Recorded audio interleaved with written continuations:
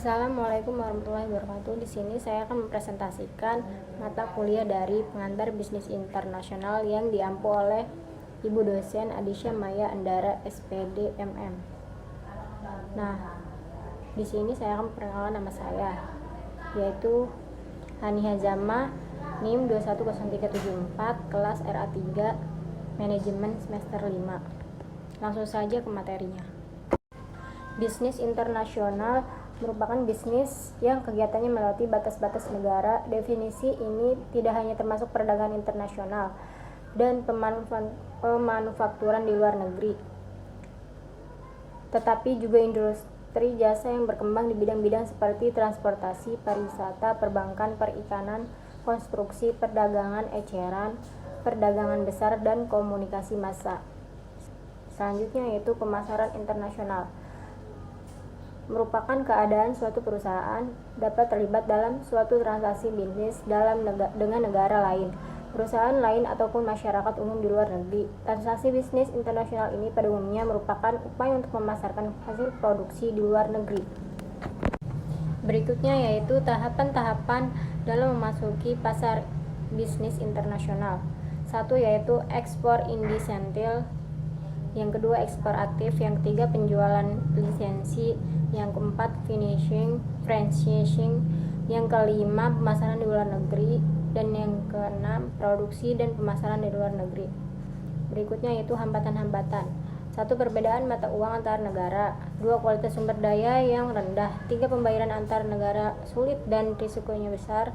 Yang keempat, adanya kebijaksanaan impor dari suatu negara. Yang kelima, terjadinya perang. Yang keenam, adanya organisasi ekonomi regional. Baik, selanjutnya yaitu peluang bisnis internasional di Indonesia. Satu, Indonesia memiliki peluang ekspor yang lebih baik mengingat kekayaan sumber daya alam dan berlimpahnya tenaga kerja yang dimiliki. Yang kedua, konsumen Indonesia yang memiliki banyak keanekaragaman dari segi kultur dapat dijadikan peluang bisnis yang bagus. Dan yang ketiga yaitu Indonesia belum terlalu banyak punya produk yang mampu bersaing di pasar Indonesia. Berikutnya yaitu tantangan bisnis internasional. Satu, kurangnya kapasitas nasional. Dua, lemahnya infrastruktur fisik. Yang ketiga, kurang kondusifnya kondisi sosial, politik, hukum. Yang keempat, rendahnya investasi asing. Yang kelima, biaya ekonomi tinggi. Dan yang keenam, tenaga kerja yang kurang kompetitif. Yang kesemuanya menjadikan produk-produk Indonesia kurang kompetitif di pasar internasional. Berikutnya yaitu teori perdagangan internasional.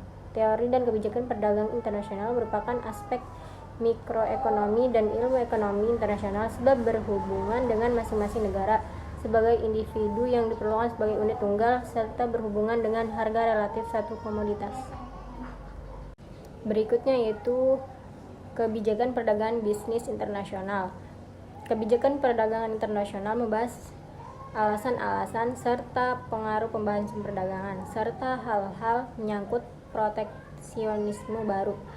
Pasar valuta asing merupakan kerangka kerja terjadi pertukaran mata uang sebuah negara dengan mata uang negara lain.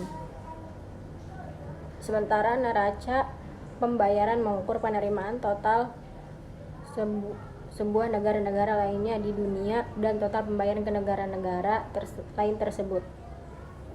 Berikutnya yaitu globalisasi dalam bisnis internasional. Globalisasi merupakan proses integrasi internasional yang terjadi karena pertukaran pandangan dunia, produk, pemikiran, dan aspek lainnya. Berikutnya yaitu pengertian MSDM internasional.